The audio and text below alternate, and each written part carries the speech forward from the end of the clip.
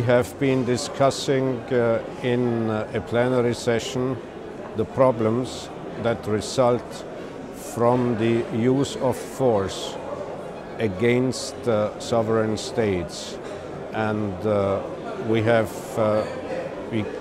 explained that in an international constellation where there is no balance of power, where there is only one dominant global player, there is always this temptation of the most powerful country to intervene in other countries in order to change the governments according to the dominant power's interests. Of course, if one uses force, if one invades another country, and this has happened repeatedly since the end of the Cold War, one feels to be under the obligation to give a justification for this. And the justification in ideological terms traditionally was humanitarian intervention. One would say in that particular country the human rights are not respected, the government is not democratic, so we have to come in to protect the people from the brutalities of the government. While in actual fact it is strategic interests, it is economic interests that are the reason behind an intervention. And in recent years, particularly since the end of the Cold War, since the beginning of the 1990s, one has been using that term of regime change, creating the impression among the international public that the international community, led of course by the most powerful country, is under the obligation to take over responsibility in order to protect the people of a particular country and in order to create there a new system of government. And it's also interesting, and that's what we discussed in the session, that this term regime, the French word regime, is always used in a derogatory manner when a country is considered hostile to the interests of the intervening countries. One is not using the neutral English term government, and that's why the phrase is not change of government, but the phrase is always regime change. And one never uses that term regime for the governments of friendly countries. As an example, Iraq had a regime until 2003, until it was changed by the invasion of the United States. Since that time, in the terminology of the international, of the Western media in particular, no one speaks of the regime of Iraq, but everyone speaks of the government of Iraq. And that is just showing also this propaganda aspect of the politics of regime change. And there is another issue we have been discussing, and which those who are the most powerful actors often overlook, because when you have power you become arrogant. And if one has an arrogant attitude vis-à-vis other states, one also will become ignorant, because one is not really caring to know or trying to collect objective information. So what happened is, for instance, one regime change was enacted in one country. Let's take the example of Iraq, or also the more recent example of Libya. In actual fact, there was no real change from one regime to a new system of government. It was a regime destruction. They destroyed through the invasion, through military action, but also through other subversive acts in the field of propaganda, and also through economic sanctions. They destroyed the political stability and the political system, for instance in Iraq and in Libya. And the result, ultimately, as we see now, was not a new stable system of government, but the result was a power vacuum. And when you create a power vacuum, when one creates a power vacuum, one should not be surprised that this vacuum will quickly be filled by other forces, and that one will in this way encourage, so to speak, the basic instincts, the basic tribal instincts, sectarian instincts, and all those forces that had been kept in check by a strong central government in the earlier period, as was the case in Iraq as well as in Libya, just to give these two examples, suddenly will come up, and the result is a never-ending civil strife, civil war, which, as we see now, is spreading into the wider area. And regrettably as it is, but the truth is that the so-called Islamic State on the territory of Iraq and of Syria, which is also spreading now beyond and which has already branches in Algeria, in the Philippines, in Libya, the so-called Islamic State is an unintended consequence of this arrogant and aggressive policy of regime change enacted by the dominant global power.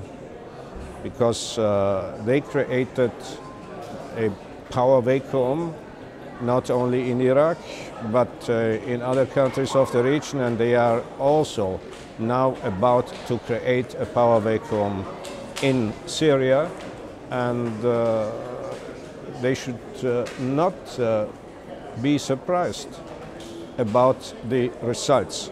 And in my view also, those who instigated this policy, which now has led to a total situation of regional disorder, and which now even is posing a threat to international security, as many of the member states of the United Nations say. Those politicians who are responsible for this policy and for the abuse of humanitarian principles, of democratic principles, of human rights principles, for the abuse of those principles for the sake of their own national interests, they should be held accountable. And the other aspect, which we discussed, but particularly in this forum, which is a forum on the dialogue between civilizations and on peaceful coexistence among nations, a policy of regime change that is based on the assumption that one side decides which governments are acceptable and in conformity with human rights and which are not. Such a policy is an expression of imperial arrogance, and it is the absolute contradiction to peaceful cooperation, and it is the absolute antithesis to a dialogical approach towards international relations. Because a dialogical approach would mean that one state respects the fact that the people in other states live on the basis of their own cultural traditions, and that one state has no right to impose its own peculiar understanding of the principles of living together and of the rules of political organization at the domestic level on other states. First of all, now there is this situation, this organizational entity that calls itself Islamic State, and we are confronted with the fact that now vast parts of the territory of what officially still is on paper the Arab Republic of Syria and the Republic of Iraq are under the effective control of a new group which bases its rule on the principles of the Muslim religion according to their own interpretation. The problem is that, first of all, as far as Islam is concerned and what genuine Islam is, this is not a matter to deal with or to decide for people who do not belong to the Muslim religion, as it is not a matter for the Muslims to tell us, to tell the Christians what the main principles of their religion are. What I mean, first of all, as far as the basis or the doctrine of government in that particular state is concerned, it is first and foremost an issue for the community of all the Muslims, the Muslim states, to debate this, and if they feel that it makes sense to engage in conversation with those clerics and Muslim teachers who are on the side of the Islamic State. And we should not forget, there seems to be a strong Sunni backing for this present structure. But the point I wanted to make is the international community and the Western states cannot have no authority to speak about this particular version or interpretation of Islam. The Muslims would have to sort that out among themselves. As far as action is concerned at the international level, I think one of the basic considerations has to be whether this entity is waging attacks outside its own realm or not. If there is a threat in that regard, a threat that the Islamic State would try to extend its authority and would also take action in, for instance, countries in Europe or in the United States, certainly concerted action would be justified. But I just would like to say again, it should never have come that far. And if those countries who say they are most afraid in the US, I mean the United Kingdom and France particularly, it's exactly those countries who destroyed the political order and who created a power vacuum. So they are they were the enablers of that new structure. It should never have come to that, but now it is an almost impossible situation. But there is one more thing one has to be aware of. Even if one is now assembling a so-called coalition of the willing, and if one after the other state is now coming up with pledges to dedicate such and such number of fighter jets, F-16s or whatever, sophisticated arms, this problem will not be solved militarily. That's a big illusion. It will only be solved in a comprehensive framework of a totally new foreign policy of the Western world vis-à-vis the Middle East, of a policy of non-interference and also of a rational policy. For instance, it is completely inconsistent and irrational now for Western leaders to claim that they want to, as they say, eradicate the Islamic State or destroy the Islamic State. They use such extremely violent language, which of course should not be the language of international relations, because to destroy means to kill also human beings. But those countries who claim that this is their aim are behaving illogically if at the same time they insist one should also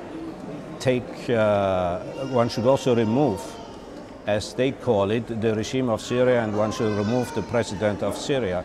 I mean, in this, if this is also their aim, as they claim it to be, this means they will create utter chaos in all the parts of Syria, and it means that this will spread. They will not be able to stop it. And it is, we have a saying in German, in a situation like this, ist guter Rat teuer. Good and reasonable advice is very dear in such a situation.